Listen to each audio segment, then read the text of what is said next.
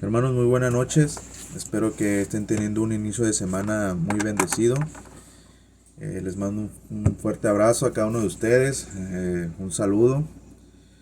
Y en esta noche ya vamos a ver el día domingo y el lunes de la lección. Y vamos a ver simplemente algunos puntos que creo que son importantes para que ustedes deberían de tomar en cuenta para poder entender un poquito más la lección de lo que se está tratando. Vamos a hacer una pequeña oración antes de comenzar. Querido Señor, te damos muchas gracias por habernos permitido iniciar la semana tomados de tu mano. Gracias, Señor, porque nos das el privilegio y la oportunidad de estudiar tu palabra. Háblanos a través de ella, Señor. Haznos sabios, haznos entendidos y ayúdanos a ser no solamente oidores, sino también hacedores de tu palabra. En el nombre de Jesús, amén. Bueno, hermanos, y la lección de escuela sabática esta semana se titula Las naciones, primera parte. Y el versículo de memoria dice: Y le fue dado dominio, y gloria, y reino, y todos los pueblos, naciones y lenguas le sirvieron. Su dominio es eterno, que nunca pasará, y su reino nunca será destruido. Amén. Este es el versículo de memoria que se supone que deberemos de aprendernos para esta semana. Y bueno, hermano, la lección comienza haciendo una comparación acerca de Génesis y Apocalipsis en el día sábado, en la introducción. ¿Qué es lo que nos dice la lección de Génesis y Apocalipsis? Bueno, simplemente la única comparación que está haciendo es que Génesis es el principio de la humanidad, es el principio de la creación, es el principio donde se generó el pecado. Y Génesis es cómo se solucionó el pecado. Es como dice la lección, es al revés del Génesis, Apocalipsis. ¿Por qué? Porque bueno, vemos al principio en Génesis cómo se genera el pecado, cómo Satanás a través de una serpiente hace que Eva peque. En Apocalipsis vemos ya a un Satanás destruido, a un Satanás que ya no tiene perdón, a un Satanás que ya es un enemigo vencido, es alguien que el Señor ya venció en la cruz del Calvario. También vemos en Génesis como dice la lección, cómo se originaron los problemas del mundo. En Génesis vemos cómo comienza los rituales del Cordero de Dios que quita el pecado del mundo. Esos rituales donde se sacrificaba un cordero significaban, era una profecía que significaban la venida de Cristo Jesús a morir en la cruz del Calvario por la salvación del humano. En Apocalipsis ya vemos que ese cordero ya triunfó, ya vemos que ese cordero ya murió por nosotros, ya nos salvó a través de su sangre, a través de su muerte. Entonces esa es la comparación que quiere hacer el día sábado de la lección en la introducción. Y bueno, también dice que uno de los temas claves, se brinca un poquito entre Daniel y Apocalipsis, es el gobierno del mundo.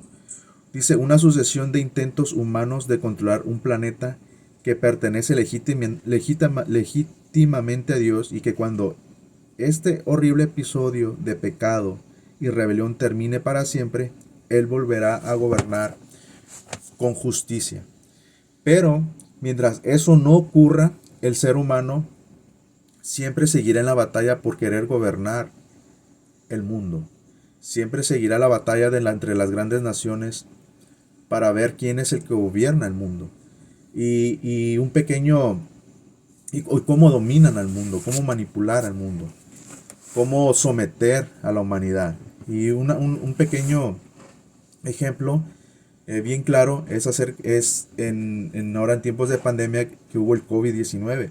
Ese es un claro ejemplo de cómo el gobierno lucha por tratar de someter a las personas, por tratar de tener el control del mundo. Un mundo que, como dice la lección, pertenece a Dios. Y que cuando Él venga va a terminar todo eso, todas esas peleas, todas esas guerras, todo ese mal que existe. Y el Señor sabemos que va a sentar aquí su gobierno. Y va a gobernar Él con justicia. Pero vamos a pasar entonces al día domingo de la lección. Y el día domingo de la lección, hermano, nos habla acerca del Edén. Cómo es que al principio no estaba dentro de los planes del Señor, que obviamente que el humano pecara, no estaba dentro de los planes de Dios que el ser humano viviera retirado de su Creador. Pero como sabemos, entró el pecado y por consecuencia, hermanos, Dios tuvo que sacar a Adán y Eva del jardín de Edén. ¿Para qué? Para que no fueran a comer del árbol de la vida y vivieran eternamente. Por lo menos dice la lección, lo sacó temporalmente, no hubo más remedio, ¿verdad? ¿Y qué fue lo que se complicó? Esto no solamente termina en que Dios sacó a Adán y Eva del huerto del Edén, sino que se complica un poquito más, porque ahora Adán y Eva no solamente ya no estaban en el huerto del Edén, sino que ahora tenían ellos que aprender a vivir con el dolor. Tenían que aprender a vivir ya con el sudor de sus frentes, ya tenían que batallar, ya tenían ellos que trabajar arduamente con el sudor de sus frentes para poder ellos sustentar, para poder ellos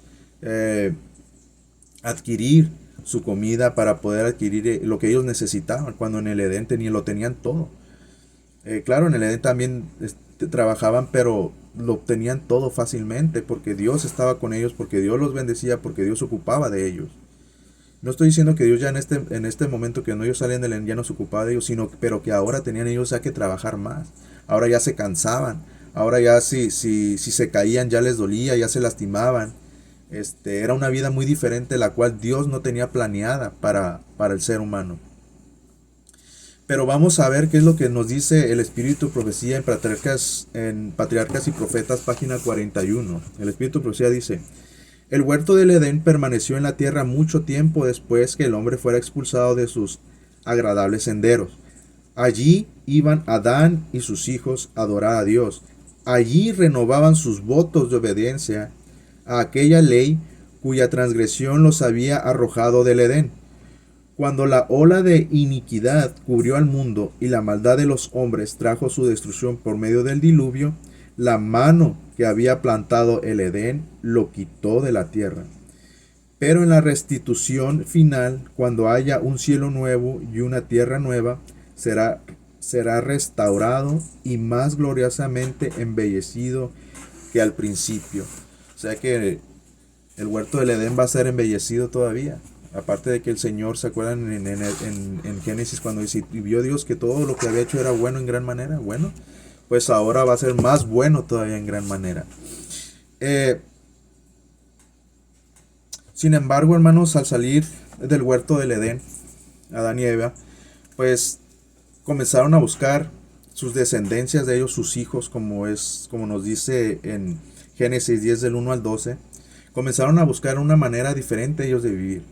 Comenzaron a buscar un gobierno, comenzaron a formarse ciudades grandes, pueblos grandes, pequeños, y entonces comenzó la primera gran potencia.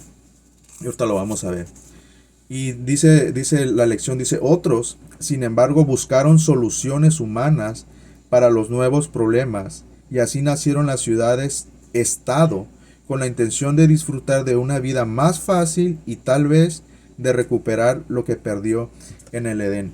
Y en Génesis 10 del 1 a 12, hermano, nos da una serie de generaciones de los hijos, desde los hijos de Adán y de Adán y de Eva. Sabemos que los nombres de los hijos de Adán y Eva, que son Jafet, Cam, déjenme buscarlo nada más para no decir algo que no esté bien. Ok, los hijos de Adán, las generaciones fueron Sem, Cam y Jafet, quienes nacieron hijos e hijas. Y aquí es donde viene, hermanos, más o menos la parte central del día domingo, donde nos dice entonces que en específico el hijo de Cam, quien es hijo de Adán, engendró a Cus, y Cus engendró a Nimrod, quien llegó a ser, ¿qué dice? ¿Qué dice aquí la lección? Habla específicamente de Nimrod, dice: quien llegó a ser el primer poderoso en la tierra. Este fue vigoroso cazador delante de Jehová, por lo cual se dice, así como Nimrod, vigoroso cazador delante de Jehová. Y aquí vemos que se levanta dijéramos, la primer potencia mundial. Es el primer gobierno de Nimrod, que pareciera, dice la lección, que fuera un cumplido lo que se dice de él en las escrituras. Pero realmente no es un cumplido, sino que todo lo que se está diciendo ahí es porque Nimrod desafiaba al Señor. Nimrod no estaba de acuerdo con que él fuera gobernado por la ley de Dios. Nimrod era, pues no era, Nimrod no se dejaba, como les acabo de decir, gobernar por el gobierno de Dios, ni por sus estatutos, ni por el consejo de Dios. Al contrario, dice, Nimrod es grande en su propia opinión y está ante el Señor en el sentido de que desafía a Dios. Lo que vemos en estos textos es la propagación de la rebelión contra Dios, una rebelión que existirá hasta que sea erradicada para siempre.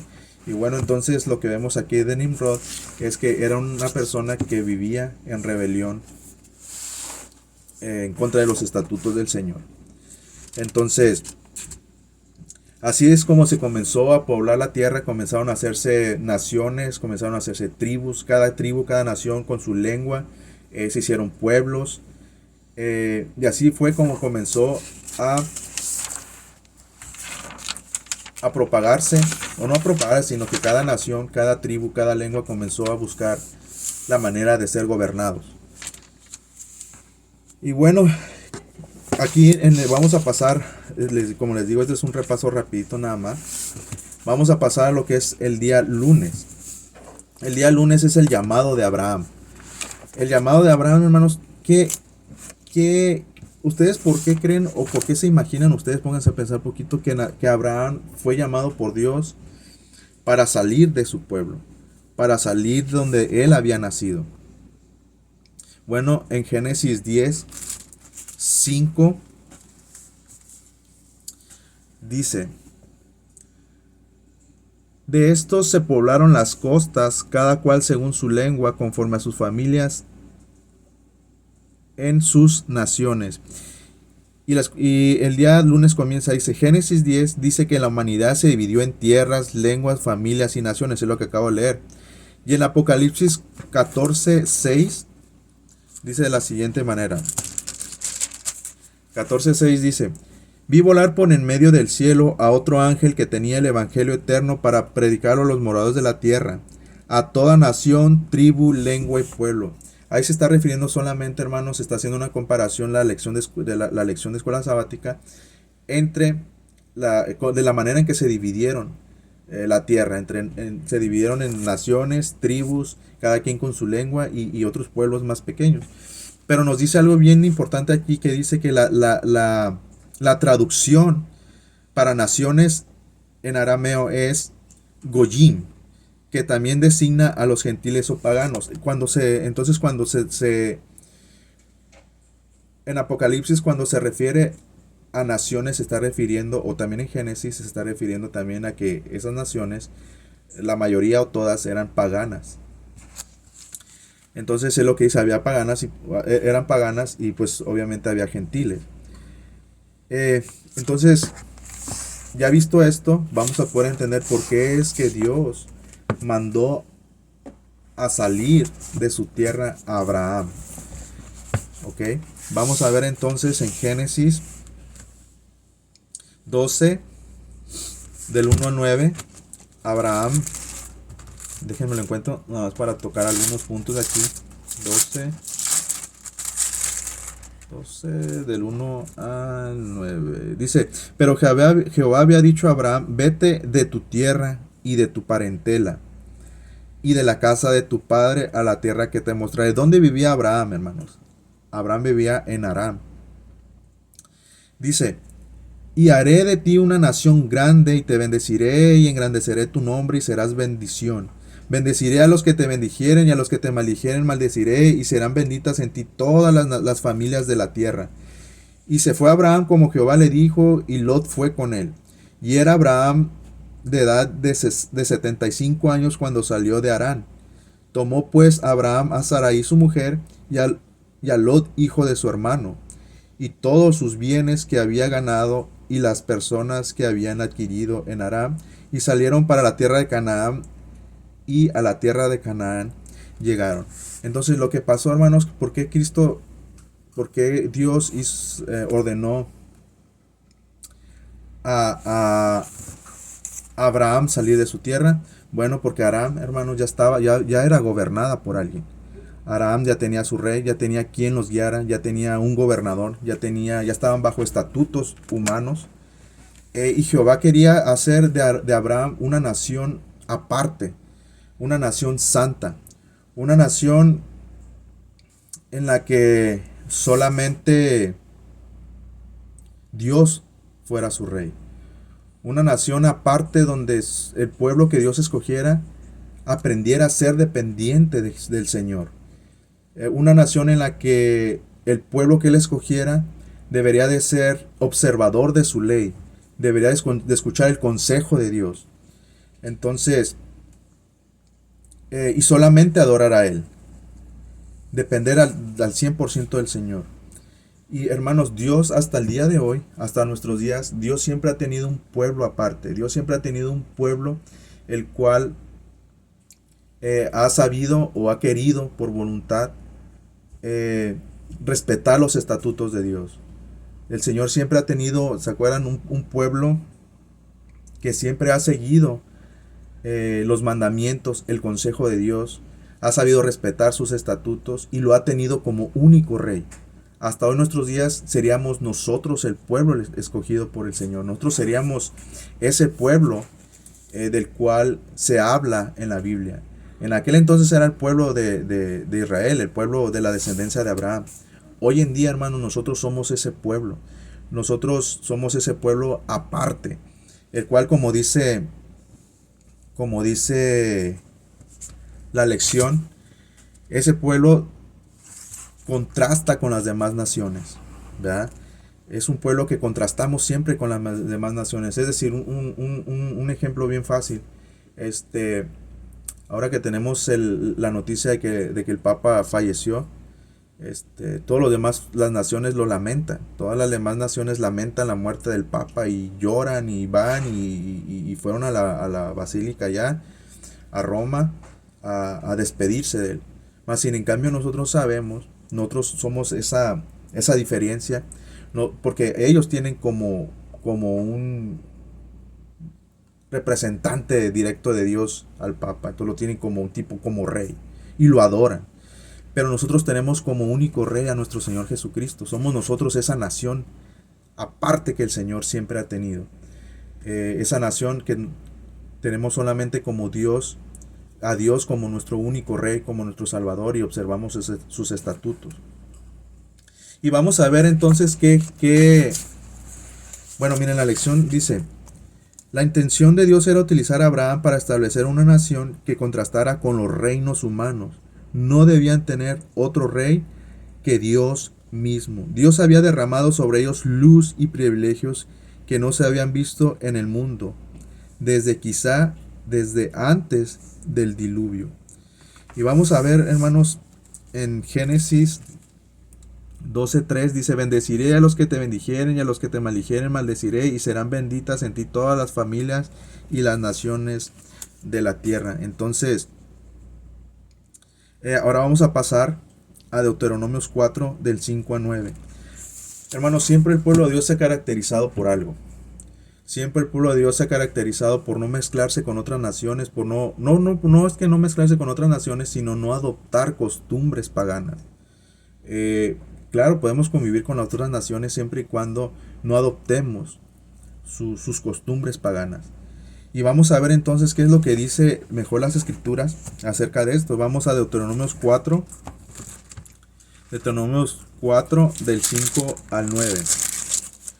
Deuteronomios 4, del 5 al 9. Déjenme leérselos todo para que lo podamos entender. Dice, mirad, yo os he enseñado dice Moisés. Ahí está hablando Moisés, obviamente por parte de Dios. Mirad, yo os he enseñado estatutos y decretos como Jehová mi Dios me mandó, para que hagáis así en medio de la tierra en la cual entraráis para tomar posesión de ella. Guárdalos, pues, y ponlos en obra, porque esta es vuestra sabiduría y vuestra inteligencia ante los ojos de los pueblos, los cuales oirán todos estos estatutos y dirán ciertamente pueblo sabio y entendido, nación grande es esta.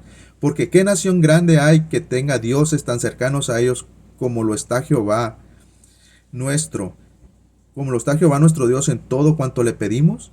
¿Y qué nación grande hay que tenga estatutos y juicios justos como es toda esta ley que yo pongo hoy delante de vosotros? Entonces, hermanos, ¿cuál sería aquí el consejo de Dios para nosotros como nación separada, como nación santa del Señor? Bueno, este pueblo especial debe de tener ciertas características.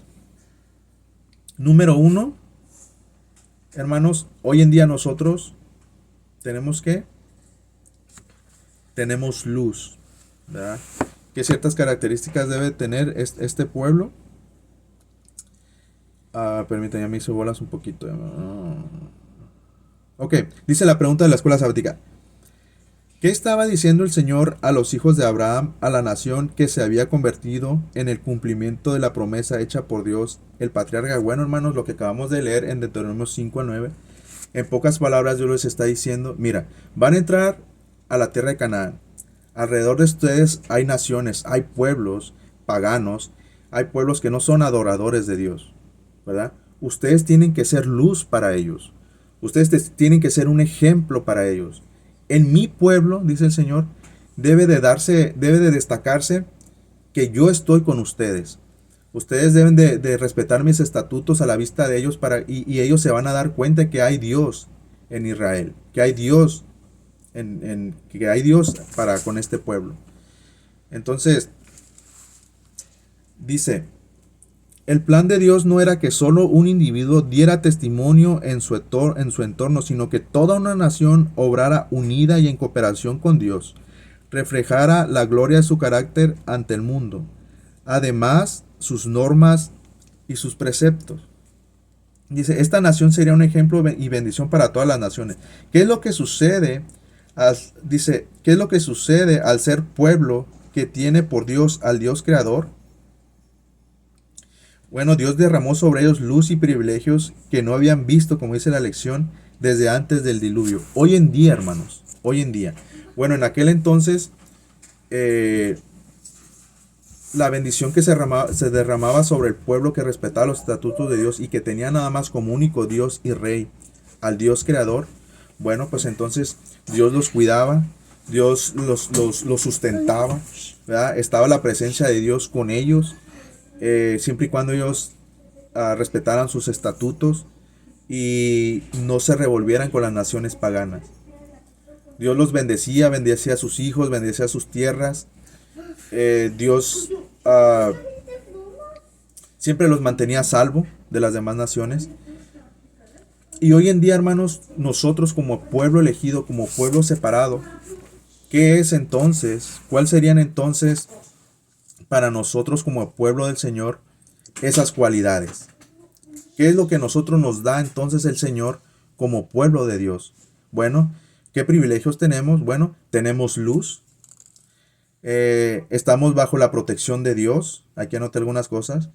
Ya no andamos en tinieblas. Tenemos salvación en Cristo Jesús. Conocemos su palabra. Gozamos de su amor y de su misericordia. Dice, pero este pueblo especial también debería tener algunas características que lo diferenciase de los demás. Bueno, hermanos, entonces ya vimos las características que tenemos nosotros como pueblo. Nosotros tenemos luz, hermanos. Dios nos ha proveído, Dios ha proveído siempre luz para nosotros. Nos han dado entendimiento para entender las escrituras de una manera que ningún otro pueblo lo ha podido entender. Nos ha dado el espíritu de profecía, lo cual amplía todavía el conocimiento de las escrituras. Pero entonces, ¿qué características deberíamos de tener nosotros hoy en día como pueblo? O sea, ya vimos las ventajas que tiene, o no ventajas, sino la bendición, mejor dicho, que tiene el pueblo de Dios por seguir sus estatutos y por ser, y por tenerlo a Él como único rey, como Dios. Dice, este pueblo debería de ser luz para la nación. Nosotros deberíamos ser luz para las naciones, así como lo era aquel pueblo, como Dios le dijo. Deberían de seguir respetando sus estatutos y consejos sabios de Dios. Deberían de dar testimonio de que servían a un Dios vivo que estaba siempre cerca de ellos, y su ley y sus estatutos deberían de ser exaltados y respetados a la vista de las otras naciones. No deberían mezclarse con las otras naciones. Hermano, ya para terminar, nosotros somos hoy en día ese pueblo del Señor. ¿Y qué es lo que espera Dios de nosotros, hermano? Que lo tengamos como único rey, que le sirvamos a Él, que respetemos sus estatutos, que seamos luz para las demás naciones. Nuestra característica es que nosotros, hermanos, respetamos y observamos la ley del Señor. Entonces, así como Dios por medio de Abraham aconsejó al pueblo de que aunque estuvieran conviviendo con otras naciones, que no deberían de adoptar sus costumbres paganas y que deberían de respetar la ley de Dios, sus enseñanzas. Hoy en día nosotros somos ese pueblo. Hoy en día nosotros somos ese pueblo que llevamos el estandarte del Evangelio del Señor y que debemos de ser luz y no tinieblas para las demás naciones que no tienen conocimiento del Señor. Vamos a orar para finalizar, hermano. Querido Señor, te damos muchas gracias por habernos permitido tocar algunos puntos prácticos que pueden ayudarnos a entender tu palabra. Permite que los hermanos de la clase 1 puedan entender, Señor, y puedas hacerlos sabios, Señor, en tus santas escrituras. Porque lo pedimos todo en los méritos de Cristo Jesús. Amén. Hermanos, y mañana vamos a tener un video también del día martes. Va a estar a cargo de otro hermano, ¿verdad? No quiero que se vuelva esto muy monótono. Y de paso déjenme decirles que esta idea pues me la dio la hermana Pamela al estar subiendo un video para dar la explicación o algunos puntos nada más de la lección para que pueda ser más fácil entenderla. Que Dios los bendiga, hermanos. Dedíquenle tiempo a su lección. Estamos entonces en contacto. Como siempre les he dicho, diezmen su tiempo, denle a Dios la parte que le corresponde. Y que Dios los bendiga, les mando un fuerte abrazo y muchas bendiciones.